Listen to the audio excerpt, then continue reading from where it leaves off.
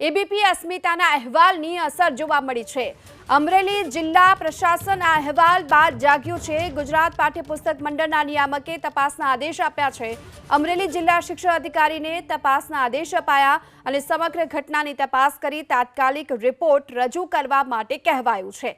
તો અમરેલીની સ્ટેશનરીમાં સરકારી પાઠ્યપુસ્તકના વેચાણને લઈ એબીપી અસ્મિતાએ અહેવાલ પ્રસારિત કર્યો, જેની જોરદાર અસર જોવા મળી રહી છે અને આ જબરજસ્ત અસર બાદ અમરેલી પ્રશાસન જાગ્યું અને તપાસના આદેશ આપી દેવામાં આવ્યા છે। અમરેલી જિલ્લા શિક્ષણ અધિકારીને આ તપાસના આદેશ આપ્યા છે ગુજરાત પાઠ્યપુસ્તક મહામંડળના નિયામકે।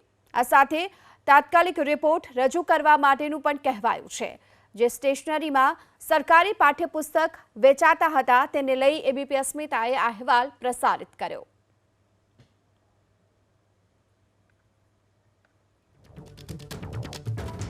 તો અમરેલીમાં સરકારી પાઠ્યપુસ્તકના વેચાણનું પર્દાફાશ થતાની સાથે હડકંપ પણ મચ્યો છે। સુરત મહાનગરપાલિકાના કોંગ્રેસના પૂર્વ કોર્પોરેટર સુરેશ સુહાગિયા પાઠ્યપુસ્તકની ખરીદી કરવા માટે જ્ઞાનદીપ સ્ટેશનરીમાં ગયા, જ્યાં તેમણે આરોપ લગાવ્યો છે સ્ટેશનરીમાં વિનામૂલ્યે અપાતા પાઠ્યપુસ્તકનું વેચાણ થાય છે। સાથે આરોપ એ પણ લગાવ્યો સ્ટેશનરીના દુકાનદાર કૌશિક વેકરિયાનું નામ લેતા હતા।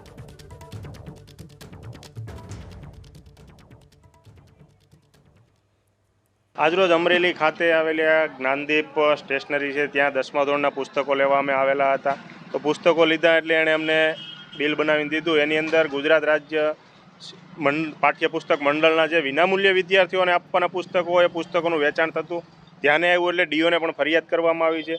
અડધો કલાક ઉપરનો સમય વયો ગયો, ડીઓ પણ હજી અહીંયા આવેલા નથી અને અહીંયા તપાસ કરી તો જે સ્ટેશનરીના માલિક છે એ એમ કહે છે કે આને પુસ્તકો વિશે તમારે કૌશિકભાઈ વેકરિયા જોડે પણ 10 દિવસ પહેલાં વાત થયેલી હતી। એટલે આમાં ક્યાંક ને ક્યાંક રાજ્ય સરકાર પણ સંડોવાયેલી હોય એવું લાગે છે, કારણ કે વારંવાર નકલી વસ્તુઓ પકડાય છે, કાંઈ ને કાંઈક ગવર્મેન્ટની વસ્તુઓ વેચાતા ની પકડાય છે। તો સ્ટેશનરી જે અમરેલી જિલ્લામાં આવેલી છે ને એના ધારાસભ્ય અને ગુજરાત રાજ્યના દંડકશ્રી છે કૌશિકભાઈ વેકરિયા। તો આ સ્ટેશનરીવાળો જે છે એ ભાઈ કૌશિકભાઈનું નામ લે છે। તો આપના માધ્યમથી હું કૌશિકભાઈ સુધી પણ આ સંદેશ મોકલવા માંગુ છું કે જો આમાં તમારો કંઈ હાથ ન હોય તો આની સામે તમે પણ કડક પગલાં ભરો, કેમ કે ભાઈ દ્વારા આપનું નામ દેવામાં આવેલું છે।